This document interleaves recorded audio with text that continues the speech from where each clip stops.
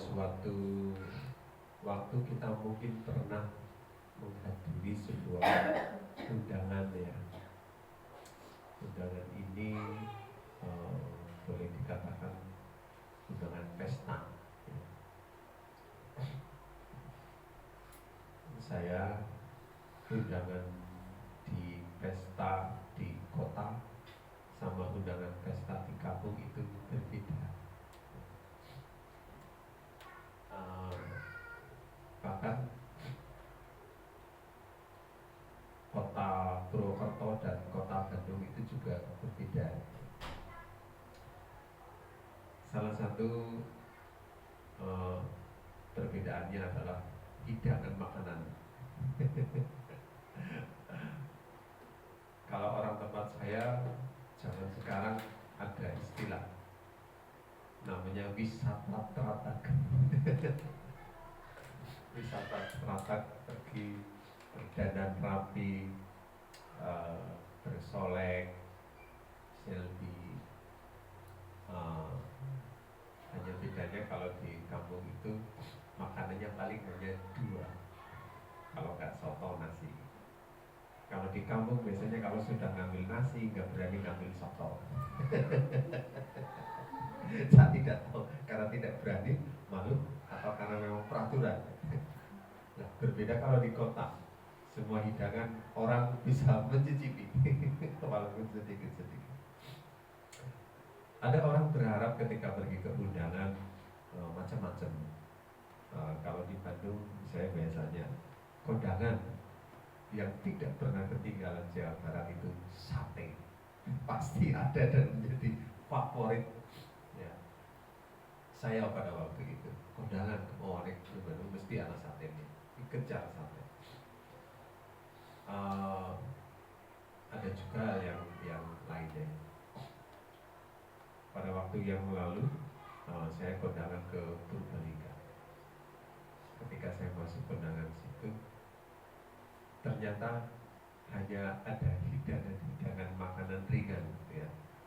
Ada soto, ada siomay, ada snack, ada bakso, ada rawon. Tidak ada makan besar. Tidak ada nasi, ada saru-saru enggak. Ada cuma itu. Baru pertama kali itu. Ini sederhana ya. Tapi kalau mencicipi semua kenyang juga. Jadi nggak ada makan besar. Hanya ada soto, ada rawon, ada bakso, ada siomay, ada snack dan lain sebagainya. Kita senang pergi kondangan? Suka ya? Karena bisa memberikan ucapan selamat kepada saudari kita, ikut berbahagia. Ada juga kondangan yang mengundang terus kita memberi amplop. Ada juga yang kondangan dan orang tersebut tidak mau menerima.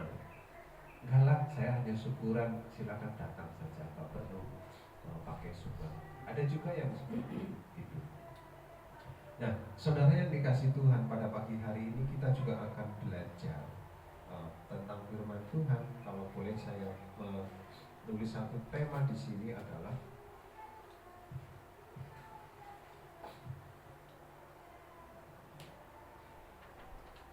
judul tema saya pada siang hari ini adalah undangan Tuhan. Nah, bagaimana dengan undangan Tuhan kepada manusia? Bagaimana Tuhan mengundang kita? Bagaimana respon kita ketika kita menerima undangan dari Tuhan?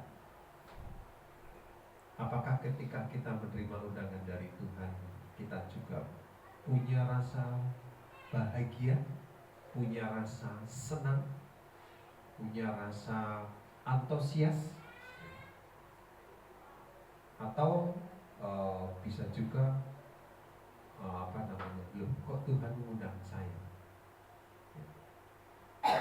Kalau ada antusias pasti kita akan melingkari tanggalan.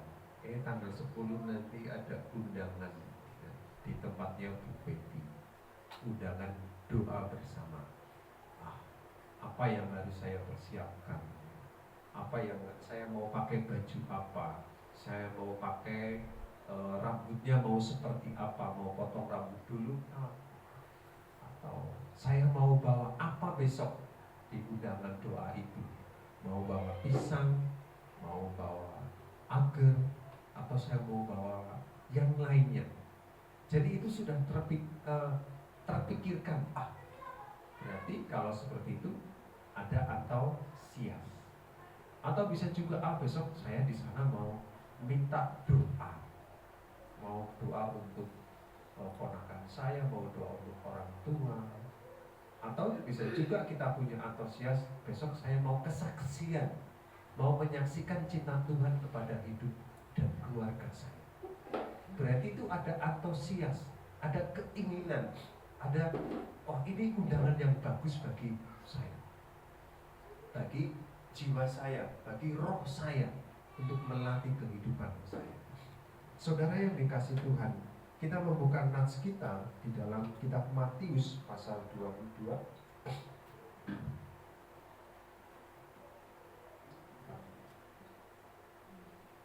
Matius pasal 22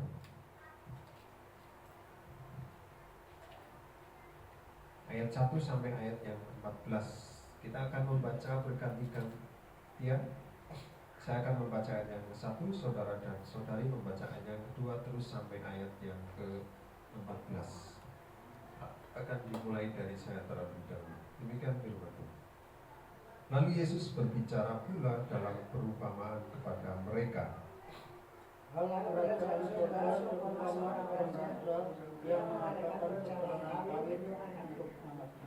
Ia menyuruh hamba-hambanya memanggil orang-orang yang telah diundang ke perjamuan kami itu, tetapi orang-orang itu tidak mau datang. Ia menyuruh pula hamba-hamba lain pesannya kepada orang-orang yang sesungguhnya aku sediakan yang belum mencatat tentang apa yang aku sendiri semuanya orang sedia datanglah bersama kami. Tetapi orang-orang yang diundang itu tidak mengindahkannya. Ada yang pergi ke ladang, ada yang pergi mengurus usahanya. Dan orang lain menangkap orang itu, menyiksanya dan membunuh. Maka murkalah raja itu, lalu menyuruh pasukannya ke sana untuk membinasakan pembunuh-pembunuh itu dan membakar kota mereka. Sudah itu ia berkata kepada hamba-hambanya, perjamuan kami telah setia, tetapi orang-orang yang diundang tadi tidak. Sebab itu pergilah ke persimpangan-persimpangan jalan dan undanglah setiap orang yang kamu jumpai di sana ke perjamuan kami itu. Maka pergilah itu dan mereka mengumpulkan semua orang yang dijumpai di jalan-jalan, orang-orang jalan dan orang-orang baik, sehingga penuhlah perjamuan kami itu dengan tamu.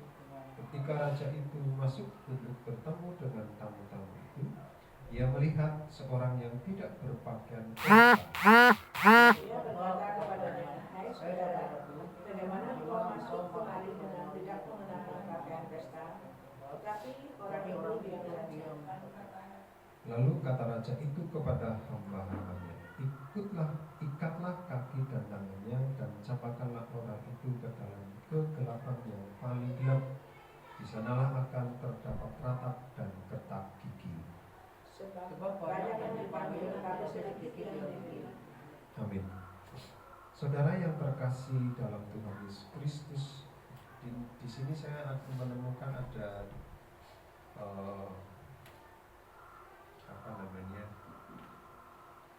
empat yang menolak. Ada 4 kelompok yang diundang oleh Tuhan.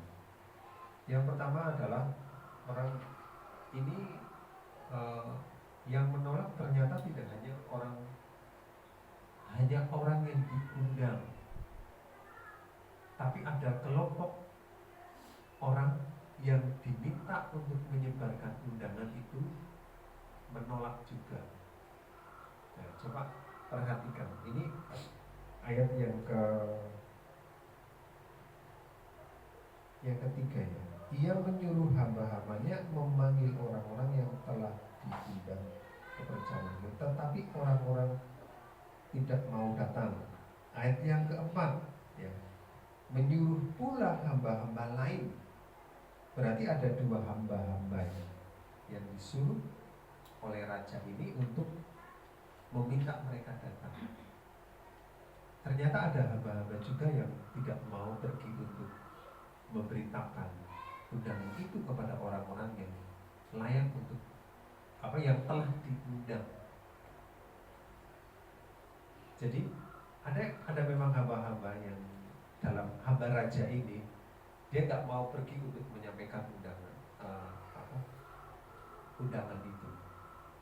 Dan yang kedua adalah hamba-hamba yang pergi yang menyampaikan undangan itu kepada orang-orang yang telah diundang. Jadi penolakan itu ternyata tidak hanya kepada orang yang diundang secara pribadi, tapi orang yang mengundang atau pengundang, atau kalau boleh saya katakan ya, ini hamba-hamba Tuhan yang mengatakan dirinya hamba Tuhan, dia tidak pergi untuk melakukan hal itu. Walaupun katakanlah sebagai label hamba Tuhan, tapi dia tidak melakukan perintah Tuannya itu sendiri. Jadi perlu kita ketahui, tidak semua label hamba Tuhan itu sama. Di sini rata-rata sudah tahu semuanya, karena si gerejanya sudah pernah A, B, C ya. Ini di A di sini, B di sini, C di sini. Tapi bukan berarti kita mau menghakimi mereka. Tapi itu kenyataan yang terjadi dalam dunia ini, dalam dunia pelayanan, dalam dunia pengembalaan. Semua saudara akan bisa melihat.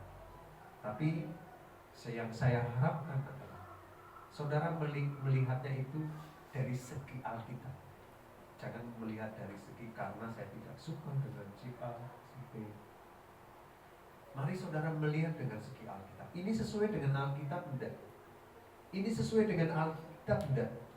Kalau memang sesuai dengan Alkitab yang tertulis, silakan saudara ikuti. Tapi kalau seorang hamba Tuhan tidak sesuai dengan Alkitab, silakan saudara pilih mau ikut dia atau tidak. Sebesar apapun namanya, mempunyai kedudukan setinggi apapun, mempunyai kekayaan sebesar apapun, kalau tidak sesuai dengan Alkitab, lebih baik tinggalkan dan cari orang yang sesuai dengan Alkitab. Seperti saya berdiri di tempat ini, kalau saya tidak mengajarkan sesuai dengan Alkitab, jangan dengarkan. Karena yang harus saudara dengarkan adalah firman Tuhan. Saya hanya sebagai alat. Saya tidak punya kedudukan yang ini. Tapi kadang Tuhan dapat memakai orang yang sangat sederhana pun untuk menyatakan firman. Jadi tidak semua ya, tidak semua. Dan saudara harus hati-hati. Makanya betapa pentingnya sekali kita belajar Alkitab untuk mengerti bahwa ini sesuai atau tidak. Bukan hanya sekedar hari Minggu kita mendengarkan khotbah, bukan hanya sekedar kita mendengarkan PA, tidak. Dan kita perlu belajar namanya Alkitab itu. Ya. Yang kedua adalah mereka yang menerima tapi menolak. Mereka yang menerima tapi menolak. Siapa saja yang ayat keberapa? Mereka menerima tapi menolak, yaitu ayat yang kelima. Tetapi orang-orang yang diundang itu tidak mengindahkannya. Ada yang pergi ke ladangnya, ada yang pergi mengurus usahanya, dan yang lain menangkap hamba-hambanya itu, menyiksanya dan membunuh mereka. Ada bermacam-macam alasan orang itu menolak undangan Tuhan. Saya belum mau pergi ke gereja, saya belum mau beribadah, saya belum menerima panggilan Tuhan. Alasan banyak. Salah satu contoh alasan belum sukses katanya. Aku belum sukses, aku belum mengikuti Tuhan. Nanti kalau sudah sukses saya mau pergi ke gereja. Ada juga alasan kesibukan. Ada juga alasan anak. Ada juga alasan saya masih kuat dan tak bekerja dulu. Nanti kalau sudah tua baru saya akan pergi ke gereja.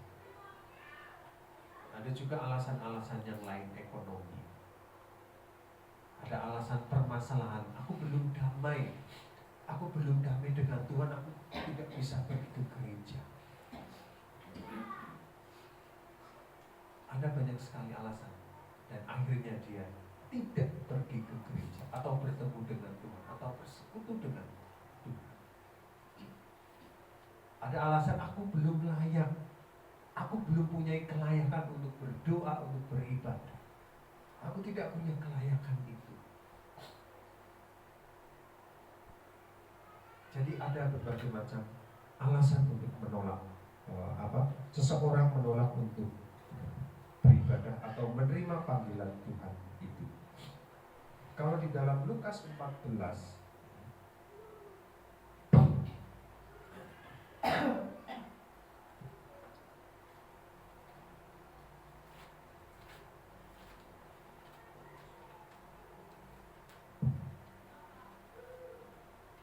kalau dalam Lukas 14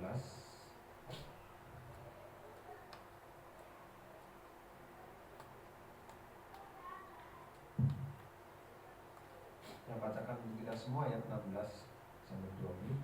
Tetapi Yesus berkata kepadanya, ada seorang mengadakan perjamuan besar dan ia mengundang banyak orang. Menjelang perjamuan itu dimulai, ia menyuruh hambanya mengatakan kepada para undangan, marilah, sebab segala sesuatu sudah siap. Tapi mereka bersama-sama meminta maaf. Yang pertama berkata kepadanya, aku telah memberi ladang dan aku harus pergi melihatnya. Aku minta maaf. Yang lain berkata, aku telah membeli 5 pasang lembu kebiri dan aku harus pergi mencobanya. Aku minta dimaafkan.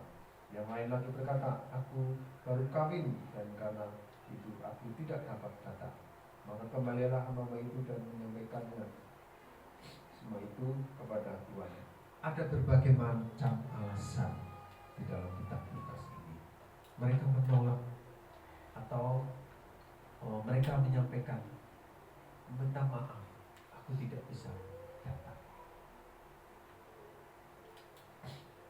untuk menerima undangan itu. Saudara yang terkasih dalam Tuhan Yesus, apakah saudara termasuk orang-orang yang seperti itu? Segera bangunlah, kembalilah, meresponi panggilan untuk masuk ke dalam perjamuan kamu. Meresponi panggilan Tuhan, jangan tunggu nanti, tapi sekarang, karena hidup hanya sekali dan sesudah itu dihakimi. Jangan tunggu nanti, kita meresponi panggilan Tuhan. Dan panggilan Tuhan itu setiap orang berbeda-beda. Ada dipanggil ketika dia dalam kondisi baik. Ada juga seorang dipanggil dalam kondisi yang tidak baik-baik saja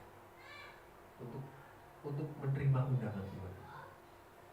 Tuhan mengundang mereka sama dalam kondisi baik atau tidak baik. Tuhan mengundang mereka. Tuhan mengundang kita semua. Kalau saya di sini sekarang adalah marilah, datanglah kepada Tuhan dan jangan jemu-jemu untuk datang beribadah, baik atau tidak baik ada. Mengapa? Di samping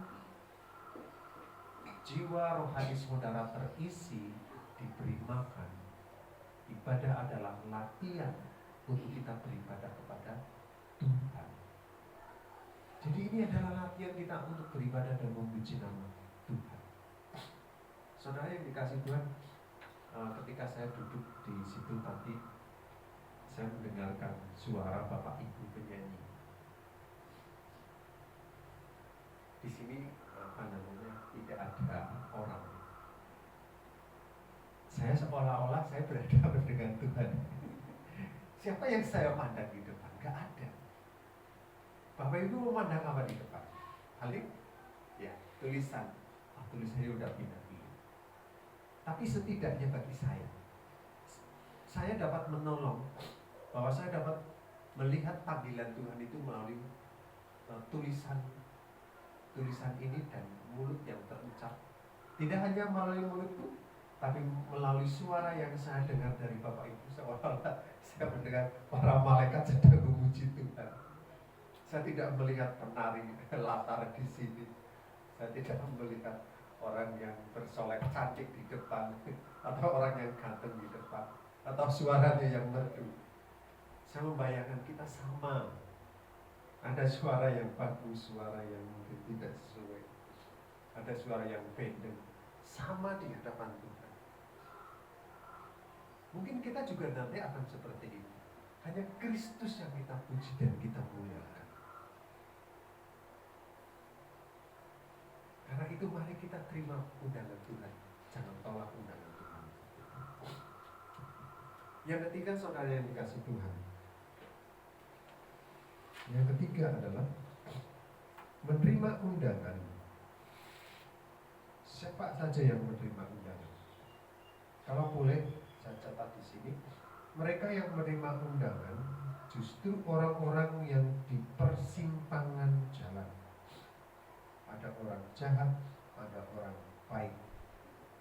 Kalau di dalam Lukas 14 ayat 21 dikatakan di sana ada orang miskin, ada orang cacat, ada orang buta, ada orang lumpuh. Mereka semua dapat undangan dari raja itu untuk memenuhi tempat pesta, ya, anaknya yang akan menikah itu. Dan semua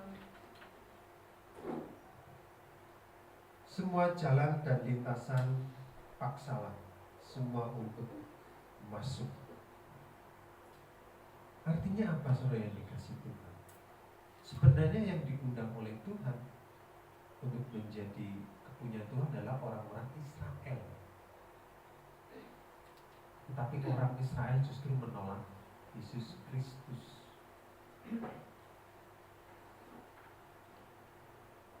Lalu siapa yang diundang?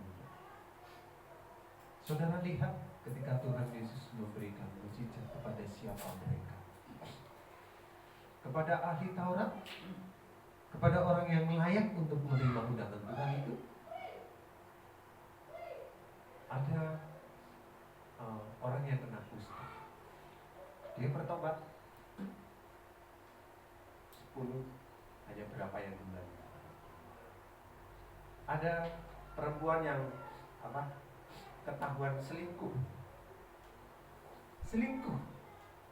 tidak layak di hadapan Tuhan. Tapi Tuhan katakan, apakah ada yang melempar kamu dengan batu karena kesalahanmu? Tidak ada. Aku pun tidak. Tapi pergilah dan jangan kau berbuat seperti itu lagi. Bertobatlah, berhenti. Seperti Rahab perempuan sundal itu. Layak untuk diselamatkan? Tidak. Tapi karena dia boleh melihat Allahnya Israel yang mampu membelah laut terberau, dan keajaiban-keajaiban yang terjadi. Rahab dia takut dengan Allahnya Israel. Dia mengatakan kepada pengintai itu, selamatkanlah kami jika engkau masuk ke kota ini. Dan Tuhan selamatkan? Ya, Tuhan selamatkan dia dan keluarganya. Saatnya dia tidak boleh keluar, dia tetap ada di rumah. Tapi seandainya dia keluar, itu bukan tanggung jawab dari pengintai itu jika dia kabur. Mungkin kalau boleh saya katakan, pertobatan harus ada syarat. Lalu Maria Magdalena. Jadi dalam Alkitab kesaksian-kesaksian itu, Rasul Paulus menjadi penganiaya jemaat, Tapi Tuhan panggil dan dia meresponi panggilan Tuhan itu. Ada kedua penjahat yang disalib. Yang satu meresponi Tuhan, yang satu tidak meresponi Tuhan. Tuhan selamatkan, Tuhan selamatkan.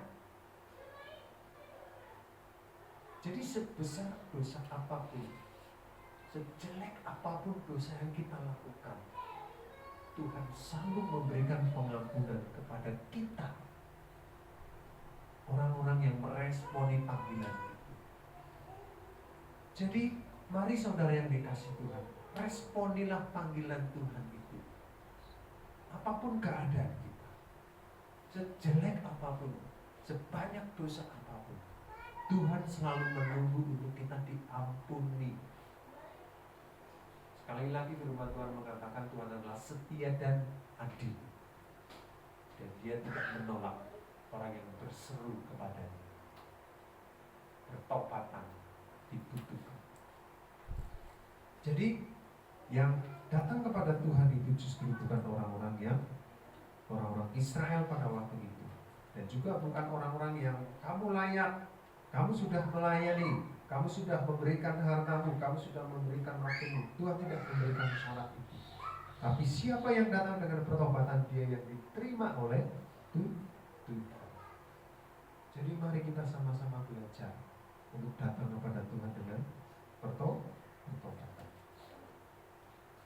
Tuhan membutuhkan keterbukaan dan hati yang bertobat, yang siap untuk dibentuk, bukan hati yang sombong dan sok jagoan, sok suci, sok rohani. Apakah kita termasuk orang yang siap untuk dibentuk oleh Tuhan, sehingga saudara dapat dijadikan peralatan yang indah di dalam kerajaan? Hanya Tuhan yang tahu hati saudara. Rohani, tidak rohani, pintar, tidak pintar. Tuhan hanya butuh kerendahan hati, ketundukan kita kepada Tuhan. Susah untuk tunduk, susah, gak mudah kita untuk tunduk. Untuk menyerah kita tidak mudah. Kita kadang masih berusaha dengan kekuatan kita. Kita masih berusaha dengan kemampuan kita, identitas kita, intelek kita. Yang Messi bisa obah, yang Messi urip, yang Messi punya kemampuan, yang Messi punya ini dan itu di hadapan Tuhan. No, sekuat apapun saudara, tidak berguna di hadapan Tuhan. Ketika kita punya kerendahan hati yang menundukkan, Tuhan katakan, itu yang kuingini. Saudara yang dikasih Tuhan, hari Rabu kemarin bapak-bapak itu membahas tentang mengasihi istri. Bagaimana sih mengasihi istri? Dalam nats itu Pak Beni memaparkan, mengasihi istri itu harus seperti Kristus mengasihi jemaat. Apa artinya? Menjadi suami adalah orang yang otoriter? Bukan. Memerintah semaunya sendiri? Bukan. Saya sampaikan ke kelompok pada waktu itu, ternyata menjadi suami itu gak mudah ya. Coba bayangkan, mengasihi Kristus seperti mengasihi jemaat. Jemaat orang benar? Bukan. Kristus loh sampai mati di atas kayu salib. Yesus memberontak ketika jemaat berdosa? Tidak. Dia tetap memberi nafas, dia tetap memberi berkat, dia tetap memberi. Bagi saya pada waktu itu, ternyata jadi suami itu enggak mudah, berat. Jangan dikira gampang untuk mengasihi istri yang mungkin A, B, C, dan D dan lain sebagainya. Bahkan bapak-bapak kemarin cerita Oh iya, berarti penderitaan itu sampai kapan? Sampai Tuhan memanggilku. Sampai Tuhan memanggil Pak Pairan, sampai Tuhan memanggil Pak Teguh, sampai Tuhan memanggil Pak Beni dan saya. Sampai Tuhan memanggilku, saya harus menanggung itu semua. Karena apa? Karena kekuatanku? Bukan. Karena perintah Tuhan. Jadi apapun istriku, istilahnya apa ya? Harus menelan. Ya mungkin bojomu ya pokoknya itu masih. Gak ada alasan A, B, C dan tidak ada. Dan saya katakan Pak Paren, berarti sampai kapan? Sampai Tuhan memanggil kita. Kasih Tuhan. Bukan berarti saya menyombongkan diri. Bukan berarti suami-suami menyombongkan diri. Tapi itu perintah Tuhan. Perlu pertobatan. Saya perlu bertobat. Tidak mudah untuk memenuhi keinginan istri. Istri ingin ini. Kadang kita tidak mampu. Laki-laki kadang tidak mampu. Tapi bersama dengan Tuhan, Pak Pairan menyampaikan, wah itu pelajaran perlu disampaikan juga nanti tentang istri-istri. Oke, ini bilang, ya nanti ibu-ibu akan sampaikan. Karena semua ada, karena ada suami, ada juga istri. Jadi dua-duanya ada pelajaran. Kuncinya satu, pertobatan. Kalau tidak ada pertobatan, kalau masih ada egoistis, tidak bisa. Mari kita responi panggilan Tuhan. Siapa kita? Kita orang berdosa, tapi Tuhan mau panggil kita. Yang keempat terakhir, menerima undangan tapi tidak menjaga diri. Menerima undangan tetapi tidak menjaga diri, yaitu orang yang ditolak oleh raja walaupun sudah ada dalam kelompok pesta dikarenakan tidak memakai pakaian pesta. Raja mengusirnya walaupun dia sendiri yang meminta supaya ruangan pesta harus penuh. Ini sudah ada dalam kelompok pesta, tapi raja melihat bahwa dia tidak berpakaian yang pantas, yang cantik, yang ganteng. Dan katakan raja itu, kenapa kamu tidak berpakaian pesta? Keluar dari pesta. Tuhan, raja itu kejam.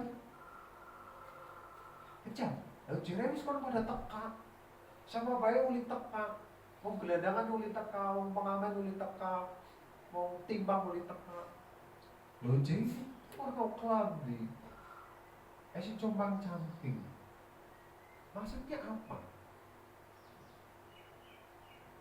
Ketika kita sudah diundang oleh Tuhan, ketika kita sudah meresponi undangan Tuhan, ini yang meresponi ya. Jadi sekarang yang masuk dalam Tuhan itu seharusnya adalah orang yang sudah meresponi. Apa yang terjadi dengan orang yang sudah meresponi Tuhan? Kalau tahu rambutnya belum disisir, apakah dia akan membiarkan? Dia pasti akan berkaca, oh juga kondangan kok. Ini usah ayo buru sih ya. Rambut gue sih kepriwe ya. Ya udah bertakana buru ya. Bajuku sudah disertika belum ya. Pasti punya seperti itu. Lalu bagaimana dengan berhadapan dengan Tuhan? Apa yang diinginkan oleh Tuhan? Diinginkan oleh Tuhan salah satu tadi, pertobatan. Saudara harus berpakaian pertobatan itu.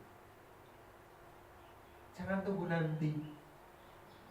Kalau Tuhan katakan jangan lakukan itu, berhenti. Jangan engkau lakukan di situ. Lakukan sekarang. Responi panggilan Tuhan.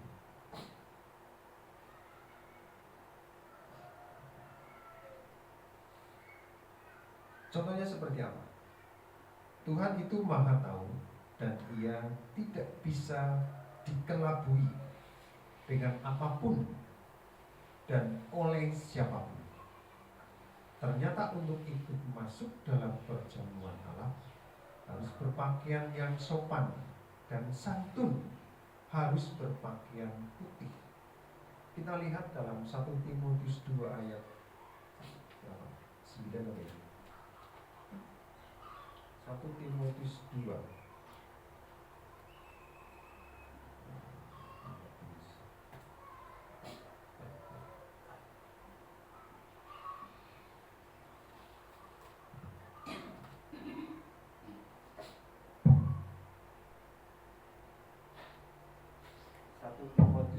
9. Demikian juga hendaknya perempuan hendaklah ia berdandan dengan pantas, dengan sopan dan sederhana. Rambutnya jangan berkepang-kepang, jangan memakai emas atau mutiara ataupun pakaian yang mahal-mahal. Tapi hendaklah ia berdandan dengan perbuatan baik, seperti yang layak bagi perempuan yang beribadah. Ayat 10. Tetapi hendaklah ia berdandan dengan perbuatan baik, seperti yang layak bagi perempuan yang beribadah. Ternyata rohani itu luar biasa, tidak kelihatan. Orang keton tapi cantik, tapi Tuhan senang ya. Mungkin ini ilustrasi menggambarkan kita tidak tahu kalau sesungguhnya orang itu dalam hatinya, orang yang diusir oleh raja ini mungkin ada gondok, ada egois, ada tamak dan lain sebagainya, mungkin ada dalam hatinya dia diusir. Lalu Tuhan meminta kepada kita Pak, untuk berpakaian yang kebaikan ya, untuk berpakaian kebaikan. Lalu dalam 1 Petrus 3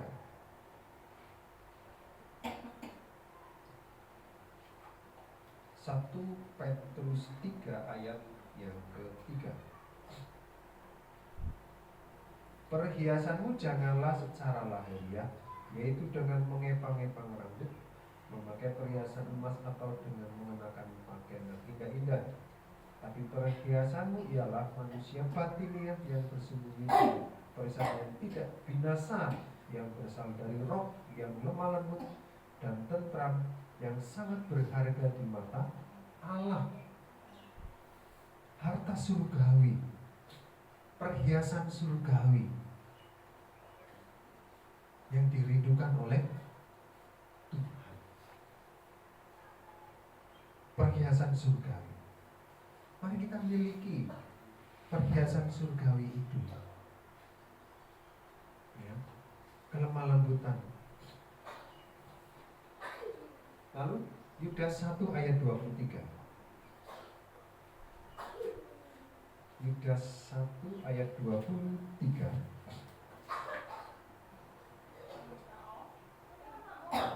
Selamatkanlah mereka dengan jalan merampas mereka dari api, tetapi tunjukkanlah belas kasih yang disertai ketakutan kepada orang-orang lain juga, dan bencilah pakaian mereka yang dicemarkan oleh keinginan-keinginan dosa.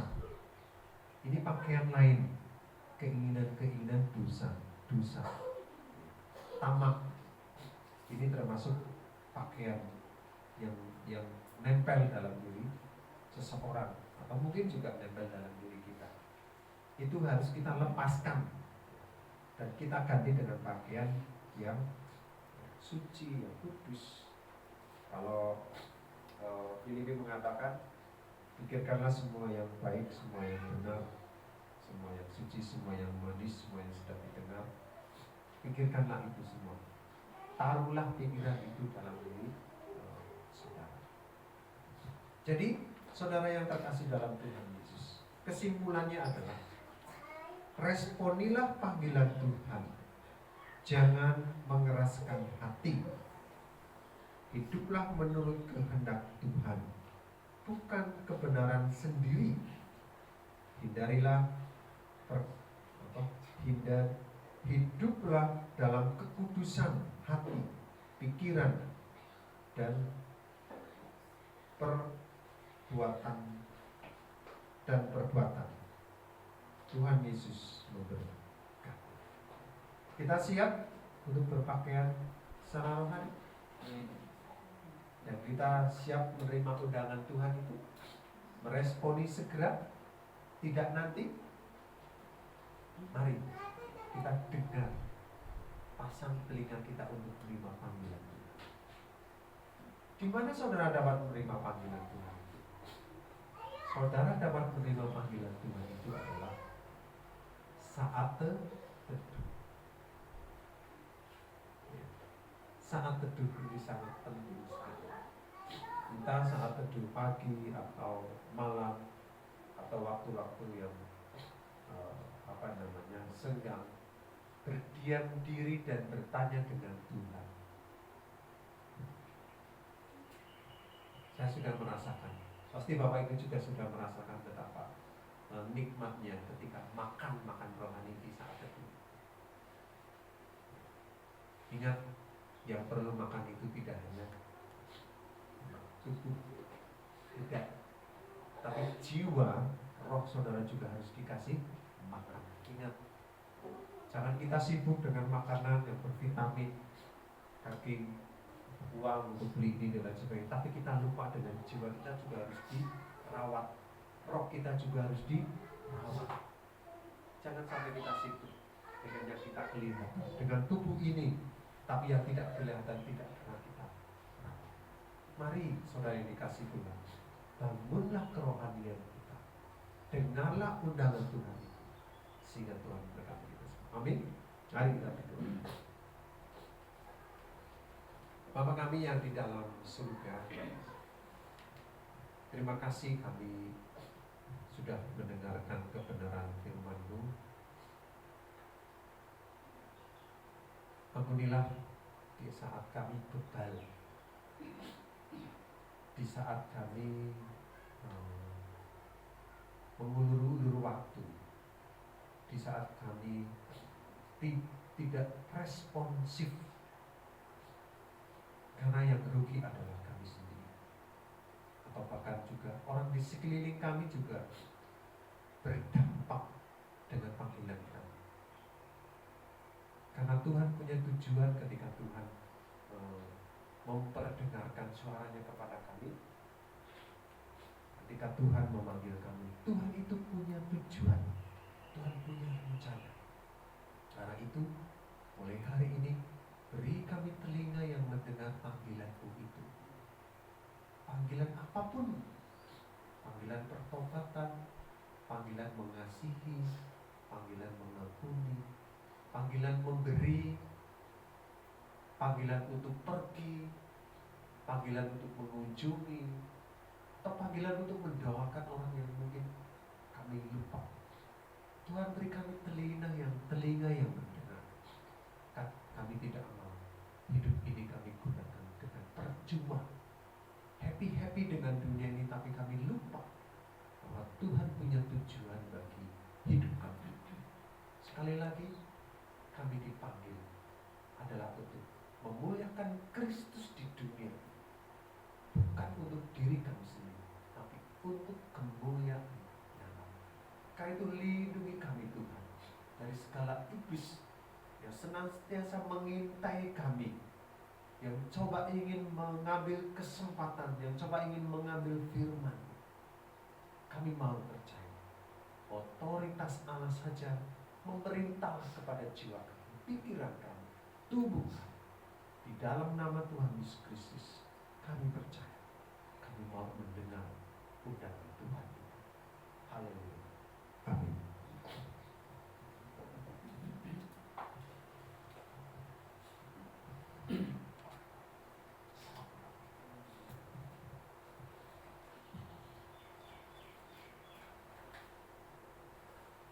Puji nama Tuhan, kita